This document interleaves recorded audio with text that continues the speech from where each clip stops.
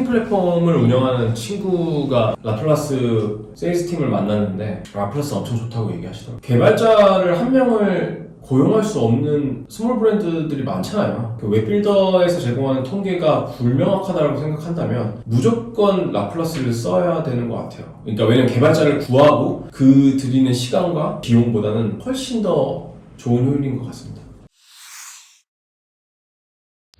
CM을 맡고 있는 최진영이라고 하고요. 부스터스에 인수한 브랜드들의 마케팅 총괄을 하고 있고, 인수한 브랜드들이 더 성장할 수 있는 방안들을 모색하고 또 그거에 맞는 미디어 플랜들을 짜는 일들을 주로 하고 있습니다. 저희 같은 경우는 이제 인플루언서 커머스와 브랜드 애그리게이터라고 하는 두 축의 비즈니스 모델을 갖고 있고, 현재로서는 브랜드 애그리게이터, 브랜드를 인수하고 성장시켜서 수익성을 높여서 이익을 극대화하는 사업을 메인 비즈니스로 잡고 있고요. 인수하기 전에 인수 대상을 검토하는 데 굉장히 중요한 툴이라고 생각해요. 피인수 대상에 대한 어떤 정량적인 정보를 보는 데 있어서는 라플라스만큼 빠르게 신속하게 보고될 수 있는 툴은 없는 것 같습니다. 라플라스라고 하는 프로그램 자체가 카페24에 대한 이해도를 기반으로 만들어져 있고, 또 거기에 있는 백데이터를 어떻게 요리하면 가장 좋은 결과물들을 디스플레이할 수 있을지에 대한 고민이 담겨있기 때문에 굉장히 유용하다고 생각하고 있습니다. LTV 같은 것들을 굉장히 친절하게 제공하는 편이라고 생각해요.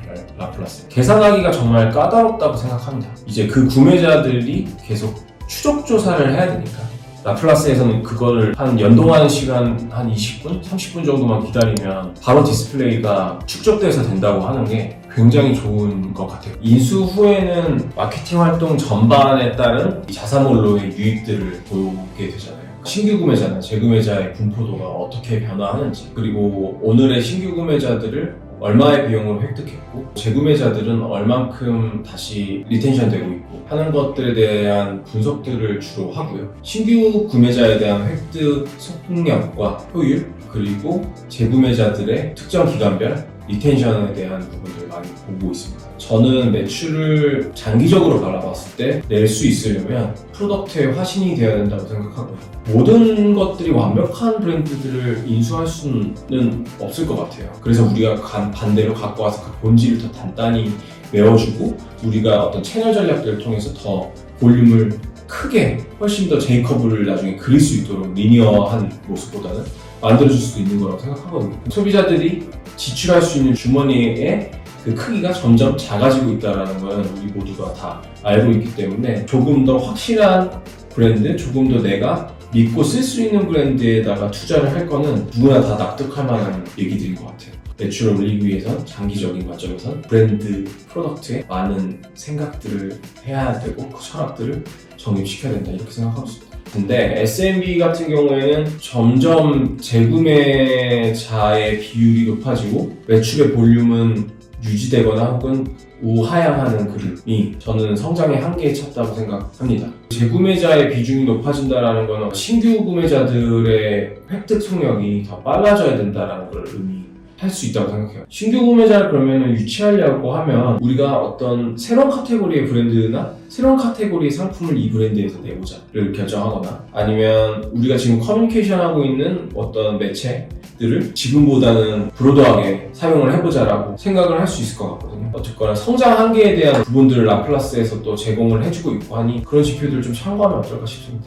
인수전에는 스마트 스토어를 메인으로 운영을 하면서 총 매출이 최고치를 찍었을 때가 6천, 낮은 매출 찍었을 때가 3천 후반대였던 것 같아요. 연매출로 환산을 해보면 5억 정도가 기대되는 브랜드였습니다. 이제 그 브랜드를 저희가 갖고 와서 현재로서는 연에 80억도 노려볼 수 있는 브랜드가 됐다고 생각을 하는데 프로젝션을 서너 배 정도 이상 상회한 목표치들을 보여주고 있어서 굉장히 고무적이라고 생각하고 있습니다. 이제 해당 브랜드 같은 경우에는 인수 전에도 광고 대비 매출의 그 효율이 굉장히 좋았던 편이었고 저희가 갖고 온 뒤로 면밀하게 라플라스를 통해서 분석을 한 바로는 이 브랜드가 신규 구매자보다는 재구매자들로 많이 유지가 되고 있다는 것을 깨달을 수 있었어요. 카페24 접속 통계를 쓰는 유저들은 이 데이터를 분명히 부정확하게 평가하고 있습니다. 왜냐면 카페24에 있는 데이터들 같은 경우에는 점점 시간이 누적되고 오래된 브랜드일수록 IP를 기준으로 재구매와 신규구매자를 판정하고 있기 때문에 실제 세계랑 많이 다를 수 있다는 것을 알아야 되고, 이런 것들이 다 팩트가 아닐 수가 있어서 꼭 라플라스라든지 특정한 자체적인 어떤 재구매와 신규를 판정할 수 있는 기준 같은 거 마련하고